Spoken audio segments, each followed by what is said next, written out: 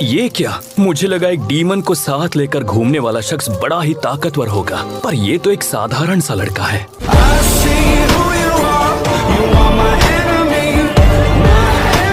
हाँ, इस लड़के को सजा मिलनी ही चाहिए और यही होकर रहेगा। यानी ये अपनी बहन की हिफाजत कर रहा है जो एक डीमन है। ये सोचकर ही लगता है कि इन दोनों में कितना प्यार होगा। ये लोग कौन है? जरा अपना मुंह बंद रखो, समझे? तुम्हें पता भी है तुम्हारे सामने कौन खड़े हैं? हाशिरा खड़े हैं तुम्हारे सामने। हाशिरा? ये हाशिरा कौन है? शाबाश! मुझे कुछ नहीं पता। मैं आखिर हूँ कहाँ? ये आखिर है कौन? ये डीमन स्लेयर्स का हेडक्वार्टर्स है। कामातो तांजीरो, तुम्हें यहाँ इसीलिए लाए हैं क्योंकि आज तुम्हारा फैसला होने वाला है। तो फैसला सुनाने से पहले क्या तुम हमें बताना चाहोगे? नहीं, इसकी कोई जरूरत नहीं है। डीमन को बचाना नियमों के खिलाफ है। हमें दोनों को मार देना चाहिए।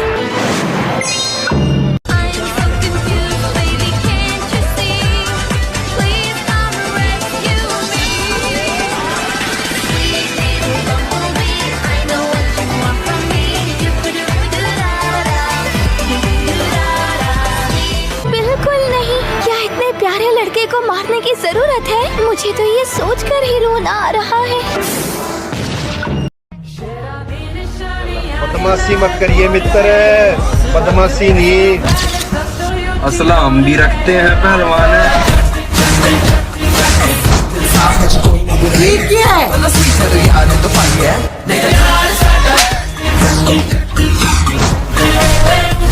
ये क्या है?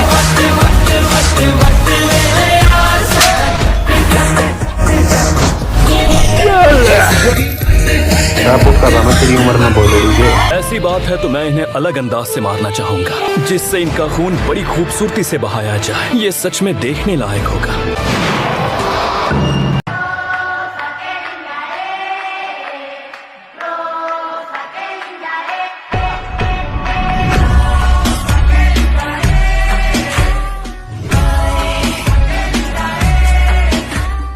आसमान में उस बादल का आकार अलग है ना?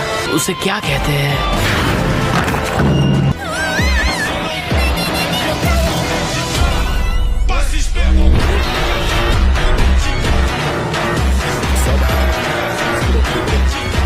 इस लड़के के हालात पर मुझे तरस आ रहा है। काश ये इस धरती पर पैदा ही ना हुआ होता। नेज़ुको कहाँ है? हाशिरा तुमसे बात कर रहे, तुम्हारा ध्यान कहाँ है? उनकी तरफ देखो। डीमन स्लेयर फौज के सबसे हाई रैंकिंग डीमन स्लेयर्स हैं। ये हाशिरा है? इसे खत्म कर देते हैं। ओए! नेज़ुको! वो भी किसी अनोखे अंदाज से। बिल्कुल। नेज़ुको कहाँ है? नेज़ुको! ये सब तो ठीक है, पर तोमियोका के साथ क्या करना है? जैसे शिनोबू ने कहा, उसने भी इस लड़की की तरह नियमों को तोड़ा है। उसे वहाँ बेशर्मों की तरह खड़ा देखकर मुझे अच्छा नहीं लग रहा है।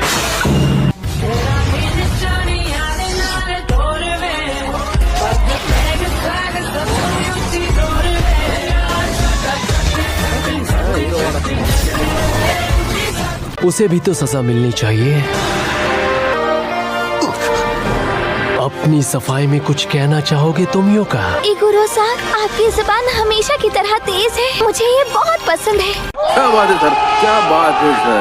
क्या बात? ये बात है। मेरी वजह से उन्हें भी दोष दिया जा रहा है।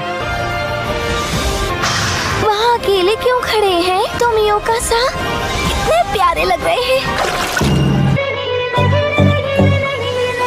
कह दूं तुम्हें या चुप रहूं, दिल में मेरे आज क्या है? जो बोलो तो जानू। उनके बारे में बाद में सोचेंगे। तोमियोका-सान यहाँ बिना किसी जबरदस्ती के ही आ गए हैं। मैं पहले इस लड़के की कहानी सुनना चाहती हूँ।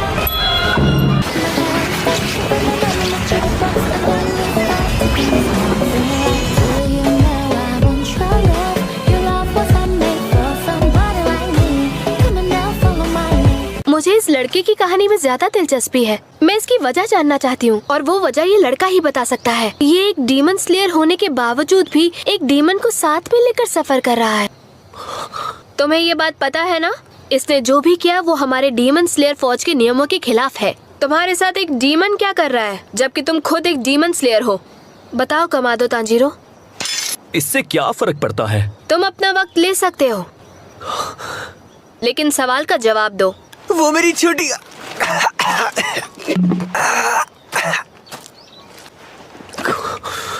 लगता है तुम्हें पानी की जरूरत है। मैंने इस पानी में तुम्हारे लिए दवा भी मिलाई है। तुम्हारे जबड़े में चोट आई है, थोड़ा धीरे धीरे पियो। अच्छा तो ये बात है।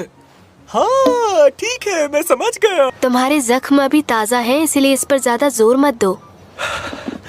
अब तुम अपनी बात बताने के लिए बिल्कुल तैयार हो तांजीरो? वो डीमन मेरी छोटी बहन है। एक डीमन ने मेरे परिवार पर हमला किया था, मैंने तभी सबको खो दिया।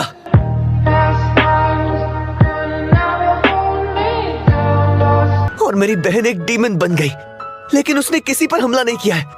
वो कभी किसी इंसान को तकलीफ नहीं पहुंचाएगी, ना कभी किया है और ना कभी करेगी। शायद इनमें से तुम्हारी बात का कोई यकीन कर भी ले, पर मैं बिल्कुल नहीं कर पाऊंगा। वो तुम्हारी बहन है, इसीलिए तुम उसे बचाना चाहते हो। मेरी बात सुनिए।